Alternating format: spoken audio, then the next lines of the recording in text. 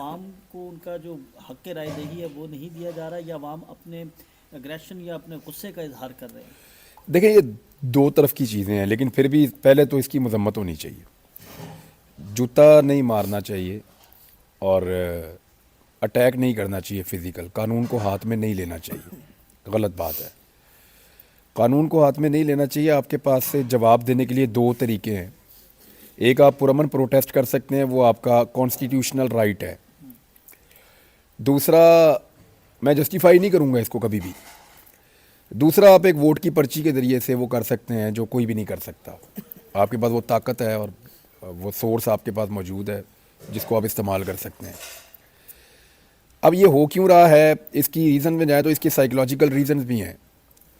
वो रीज़न ये है कि लोग फंस गए हैं, उन्हें बाहर निकलने की और एक्सप्रेस करने की इजाज़त नहीं है। यानी एक पॉलिटिकल पार्टी जो पाकिस्तान में इस वक्त किसी सूबे में 90%, किसी में 80%, किसी में 70%, यानी पाकिस्तान में ओवरऑल वो 3/4 पे खड़ी हुई है। 75% वो पाकिस्तान में अकेली पॉलिटिकल पार्टी है, हो सकता है इससे ज़्यादा हो। हमने तो जहाँ भी सर्वे करवाए हमें तो अजीबोगरीबी रिजल्ट आ रहे हैं। तो एक इतनी मकबूल पॉलिटिकल पार्टी को जब बिल्कुल दीवार के साथ लगा देंगे और उनको इजहार राय की आज़ादी नहीं होगी, या वो इलेक्शन को बिल्कुल करीब पाते हुए भी अपनी पॉलिटिकल एक्टिविटीज़ को करने में नाकाम होंगे, तो लोगों के अंदर जो एग्रेशन है वो किसी एक सूरत में बाहर आएगी। मैं उसको जस्टिफाई फिर नहीं कर रहा, लेकिन मैं आपको ये कह रहा हूँ कि इसका रीज़न क्या हो सकता है। इसका रीज़न वो फ्रस्ट्रेशन है जिससे लोग गुजर रहे हैं इस वक्त, कि हमें तो निकलने ही नहीं देते, हमें अपनी पार्टी का झंडा नहीं उठाने देते, हमें कोई बैनर पोस्टर नहीं लगाने देते। कोई बंदा खड़ा होकर देख रहा है, वहाँ पे बैनर लगा हुआ है, तो उसको पूछते हैं तो पीटीआई का है, वो कहता है हाँ जी मैं हूँ, तो उठा के ले जाते हैं उसको।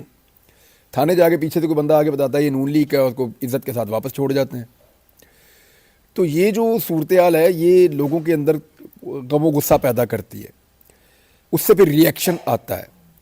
जो प्राइमरी रिस्पॉन्सिबिलिटी है वो निगरान हुकूमत की और इंतज़ामिया की है कि वो इस तरह का माहौल पैदा ना करें जिससे माहौल फ्लेयर अप हो, ऐसी चीज़ें ना करें जिससे जज्बात भड़कें, बल्कि ऐसी चीज़ें करें जिससे पता चले कि सबके लिए फील्ड मौजूद है, सारे अपनी अपनी फील्ड में जाके अपनी अपनी मेहनत करें। अब एक पॉलिटिकल पार्टी है वो जलसे कर ही नहीं पा रही, तो वो दूसरे के जलसों को देख के उनको गुस्सा चढ़ेगा, जी हम नहीं कर पा रहे तो ये क्यों कर रहे हैं फिर। तो फिर इस तरह की गंदी हरकतें होती हैं। मुझे जो स्पेशली जो शेख कैसर अहमद शेख साहब के साथ जो हुआ ना, वो मुझे बड़ा दिल पे मुझे तकलीफ़ हुई, इसलिए कि मैं उन्हें जानता हूँ, वो इंतहाई शरीफ नफ्स इंसान है और चनियोट के लोग उनकी बड़ी इज्जत करते हैं और वो बड़े इज़्ज़तदार, बड़े धीमे लहजे के, बड़े प्रोग्रेसिव आदमी हैं।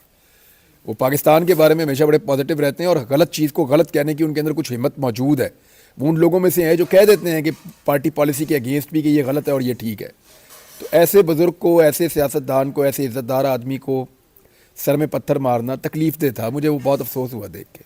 अच्छा, आप इतना अर्सा जो है वो रहे, मंजर आम से गायब रहे, जब आप वापस पहुँचे तो कौन सी ऐसी चीज़ या कौन सा ऐसा वाक़या या कौन सी ऐसी चीज़ आपने बहुत ज़्यादा उसकी कमी महसूस की, जब आपको पता चला कि या ये शख्स की कमी या कुछ फोत हो गया, या किसी की खुशी, या किसी को आपने बहुत ज़्यादा मिस किया वो आपको पता चला? अब बेशुमार चीज़ें मिस की हैं मैंने, और जो मुझे तकलीफ़ रहेगी जिन चीज़ों से, कुछ ऐसे प्यारे लोग थे जो अब दुनिया में नहीं हैं, तो उनका मुझे अफसोस रहेगा।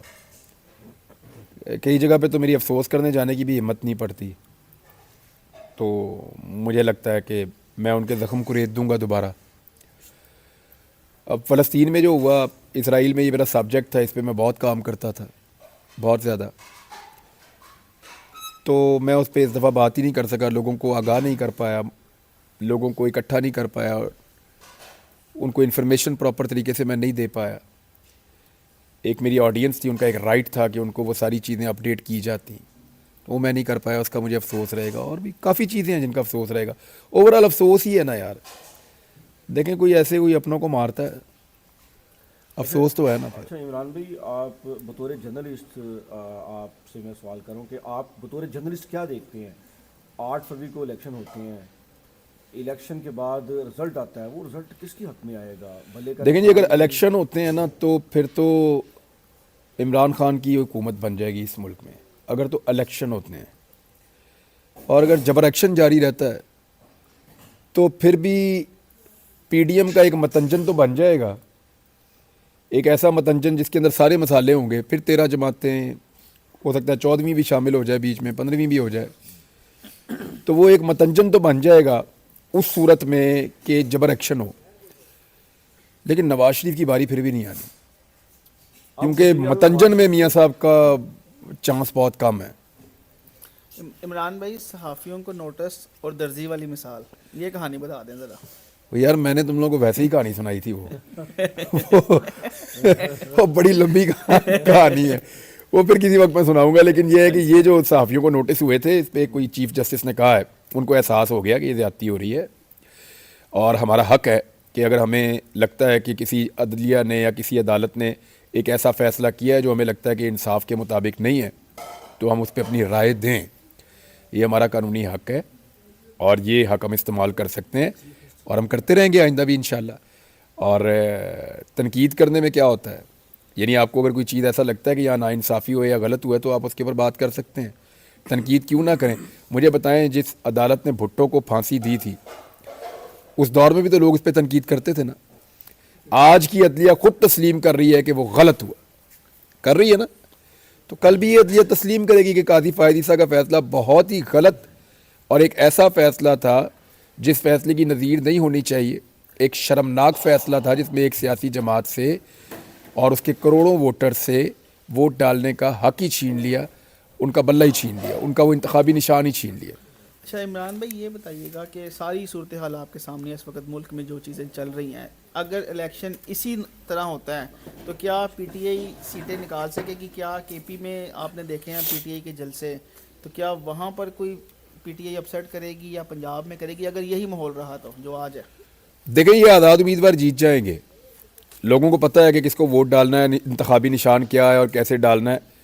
ये अगर फ़ैसला बिल्कुल इलेक्शन के करीब जाके आ जाता तो शायद मुश्किल हो जाती। अब जो मैंने इन्फॉर्मेशन इकट्ठी की है ग्राउंड से, पीटीआई ने अंडरग्राउंड काफ़ी वर्किंग की है और अपने वोटर को, अपने सपोर्टर को ये बताया कि हमारा इंतखाबी निशान क्या है हर हल्के के अंदर। इससे दिक्कत ज़रूर होगी, प्रॉब्लम होगी, कुछ फ़ीसद तक फ़र्क भी पड़ सकता है, लेकिन टर्न आउट अगर ज़्यादा हुआ तो ये आज़ाद उम्मीदवार बड़े तगड़े हो जाएंगे।